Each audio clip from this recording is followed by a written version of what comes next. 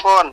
Bismillahirrahmanirrahim li sayyidina Muhammadin Rasulillah sallallahu alaihi wasallam wa li jamil anbiya wal mursalin was sahabati wa qarabati wa tabi'in wa tabi'in tabi'in wa man tabi'ahum bi ihsanin ila yaumiddin wa nakhususan li muallif hadal kitab Asy-Syaikh Al-Imam An-Nawawi wa nafa'na bihi wa bi ulumi fid dharain amin wa li masyayikhina wa li ustadi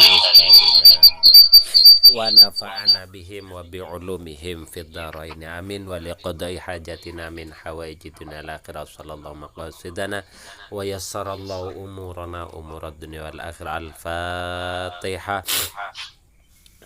Bismillahirrahmanirrahim. Alhamdulillahirabbil alamin arrahmanir rahim maliki yaumiddin. Iyyaka na'budu wa iyyaka nasta'in ihdinas siratal mustaqim siratal ladzina an'amta 'alaihim ghairil maghdubi 'alaihim waladdallin. Bismillahirrahmanirrahim. Waqad qala al-musannifu rahimahumullahu ta'ala wa nafa'ana bihi wa bi ulumihi fid dharain amin amin wa ya mujibas sailin. Wa rawaina lan ngriwayatna sapa kita fi sunani Abi Dawud ing dalam kitab Sunan Abi Dawud bi isnadin kelawan sanad sahihin kang bagus an Kharijatin saking Kharijah ibni Solati sang tadi putra lanangi Salat an ammihi saking pamane ibni Solat qala dawuh sinten ammihi Ataitu nekani sapa ingsun annabiya ing Kanjeng Nabi sallallahu alaihi wasallam. Diwen anona pat anona. Si. Nah, lek ngene gak kira ngebas sih. Ataitu nekani sapa ingsun annabiya ing Kanjeng Nabi sallallahu alaihi wasallam. Fa aslamtu murqa uluk salam sapa ingsun. Summa raja'tu moko nuli bali sapa ingsun. Famarartu lan lumaku sapa ingsun ala qaumin. Ngelewati ngatasi kaum indahum kang iku tetep ana ing sandinge kaum. Rajulun wong lanang, majnunun kang gendeng. Musakun kang gawe janji bil jaditi kelawan perkara kang anyar. Faqala moko nuli ngucap sapa ahluhu ahline rajul keluargane rajul inna hudditsna ya inna sak temene kita ahli iku hudditsna den omongi sapa kita anna sahibaka sak temene kanca sira hadza nyatane ikilah sahib iku kot jaa temen-temen tumeka sapa sahib bi khairin kelawan nggawa barang kang bagus. Tapi sing diomongi wis dikandhane. Iki ceritane kan dadi pamane Kharijah pamane Salat iku nekani Kanjeng Nabi. Terus waktune balik ku ketemu karo kaum sing ana wong lanang yang di sekelompok orang itu ada seorang laki-laki yang gila yang mengucapkan sebuah janji yang baru. Kemudian keluarganya si gila ini berkata kalau sebenarnya kita sudah memberitahu bahwasanya teman kamu ini itu adalah orang yang datang dengan membawa kebaikan. Akhirnya fahal indaka cari sapa ammu cari ammuhu fahal indaka opo to iku tetep ing kedue sira utawa ing dalam sandinge sira apa sayun suwiji-wiji tudawihi kang ngobati sapa sira ing rajul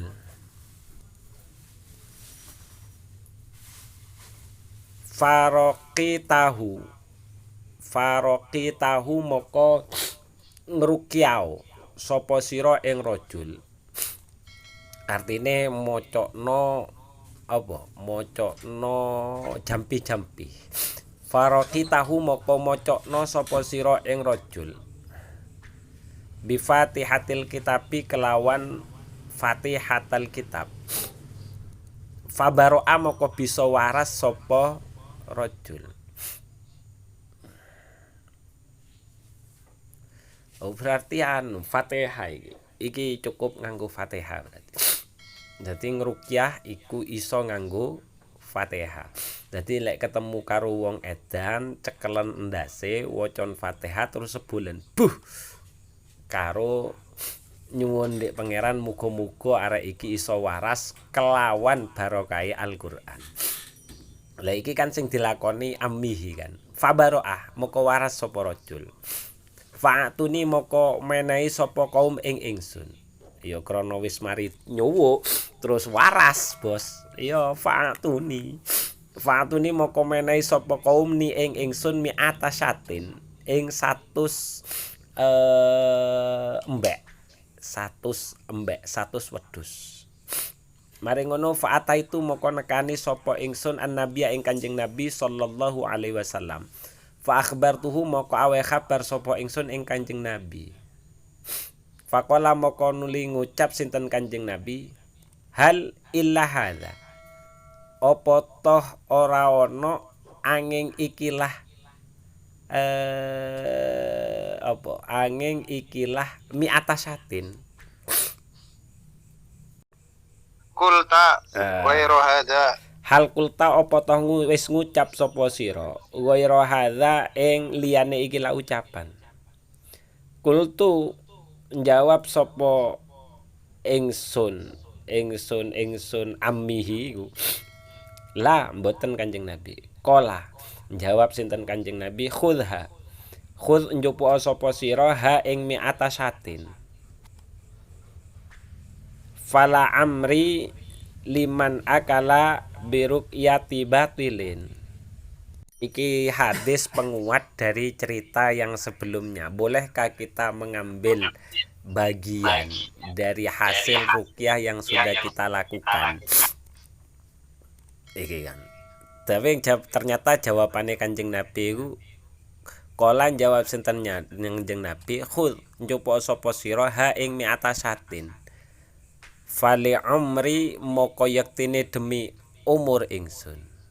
Liman kedue wong akalah kang wis mangan sapa man biruqyati batilin kelawan ruqyah kang batil.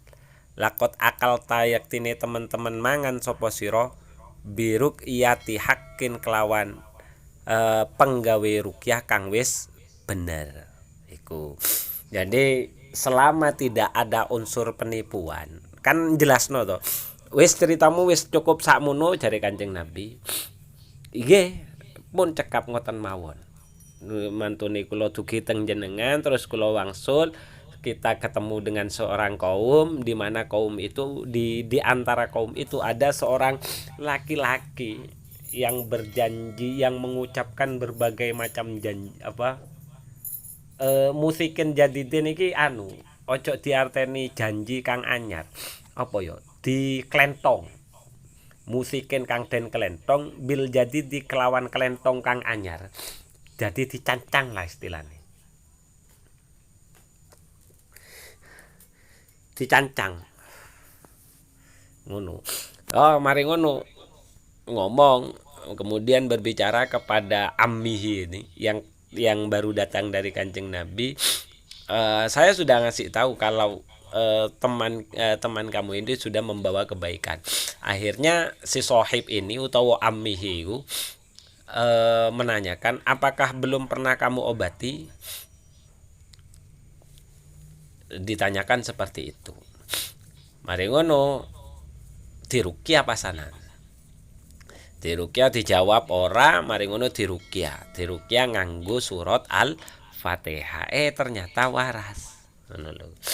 Ya krana waras dikei kemudian diberi diberi wedhus 100 wedhus. Langsung sugih iki, Bos. Sopo ngerti dek kono kano sing iso nyuwuk suwuk. Lah iya, karek percaya apa ora sing jelas pekerjaan ini itu sudah dihaturkan maring Rasulullah. Selama kan masih ditanya toh oleh Rasulullah, sudah cukup itu saja cerita kamu? Kenyataannya kamu cukup datang kemudian kamu mengobati dan ternyata itu sehat. Setelah sehat kamu diberi 100 domba. Iya, sudah tidak ada lagi, sudah cerita saya cuman seperti itu. Akhirnya sampai Kanjeng Nabi ku janji loh, ambillah. Karena demi umurku setiap orang yang memakan sesuatu dari hasil ruqyah dengan batil, maka ya batil. Dan segala sesuatu yang ia makan dari ruqyah yang hak, maka itu ya juga hak hasilnya. Artinya ento boleh. Jadi mari nyuwuk wong terus karo mari ngono dikei ngono ya. Iki bahasane dikei lho ya, duduk njaluk lho ya. Lek sing ndek ndukur iku njaluk. Artinya kita minta ataupun kita dikasih dari hasil doa yang kita panjatkan untuk menyembuhkan orang lain itu sah dan boleh, dengan catatan tidak ada unsur penipuan di dalamnya. Kenapa kok berani mengatakan tidak ada unsur penipuan di dalamnya?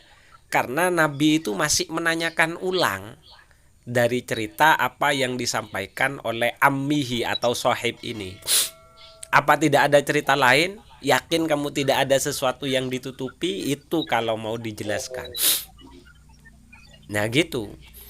Makanya sampai ada istilah akala birukyatin batilin lakot akal labirukyatin hakin. Ada sebagian orang yang memakan hasil dari hasil ruqyah tapi batil. Tapi yang sungguh kamu telah memakan hasil ruqyah dari sesuatu yang hak.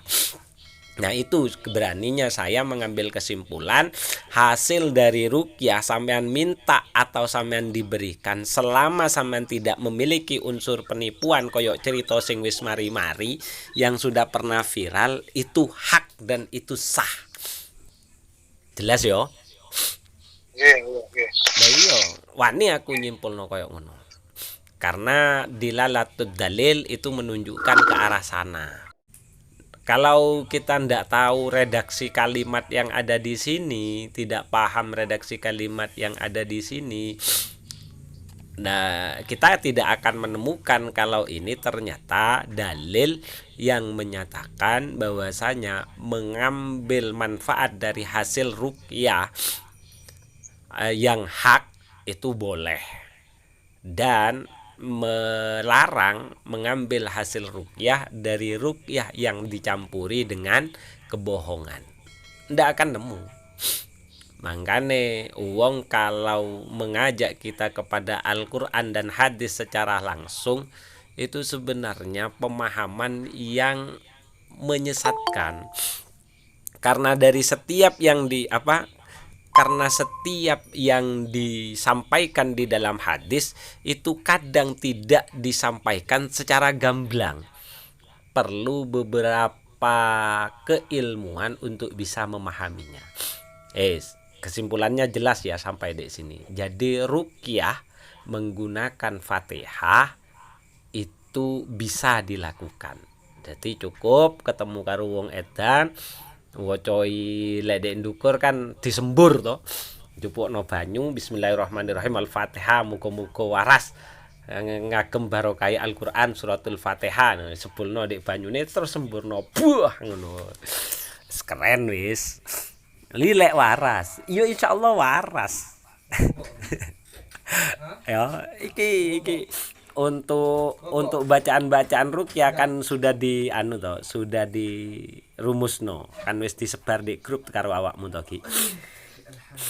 Silakan nanti dilihat apa saja bacaan-bacaan untuk meruqyah. Nah, untuk yang ini riwayat dari Sunan Abi Dawud ini hanya menjelaskan bolehkah kita mengambil manfaat atau mengambil bayaran dari hasil ruqyah yang sudah kita lakukan. Kan wis iso ngruqyah toh. hadis sing sadurunge kan wis njelasno ayat-ayat ruqyah to. Ayat-ayat ruqyah, doa-doa ruqyah. Lanjut. Warawaina lan ngriwayatno sapa kita. Oh iki ana Mas Hanif. Mas Hanif iki lek gak ngerti ayat ruqyah yo tekok ndek arek engko. Utawa Japri Mas Hanif. Engko tak kirimi ayat-ayat ruqyah. Kan sapa melok telat-telat, melok jarang-jarang. Iki kemarin itu Mas Hanif kita baca ayat-ayat ruqyah. Jadi biar ndak terlalu kaget. Ada. Lo urusan nanti misal yang penting kita itu pakai doa yang sudah diajarkan oleh Rasulullah lewat hadis-hadisnya. Urusan ternyata pangga edan kan biasa toh. Dalam setiap obat itu kan pasti ada tulisannya ketika sakit berlanjut hubungi dokter. Tapi penanganan pertama minimal kita sudah bisa ngono lho. Lek pengen di ayat-ayat ruqyah engko Japri dhewe Mas Hanif ya. Iya, bobo. Ya Bu. Lah enggak Salim biyen niku pas waktu sik kuliah iki Mas Hanif duwe kanca bareng-bareng ya sak koncoan karo aku pisan. Ono sing kenek bingung tak arek.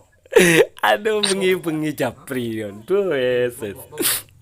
Berarti gak usah kaget. Kalau kita punya ini jadi tidak kaget gitu loh. Minimal kita upayakan dulu pertolongan pertama menggunakan hadis-hadis yang sudah kita miliki.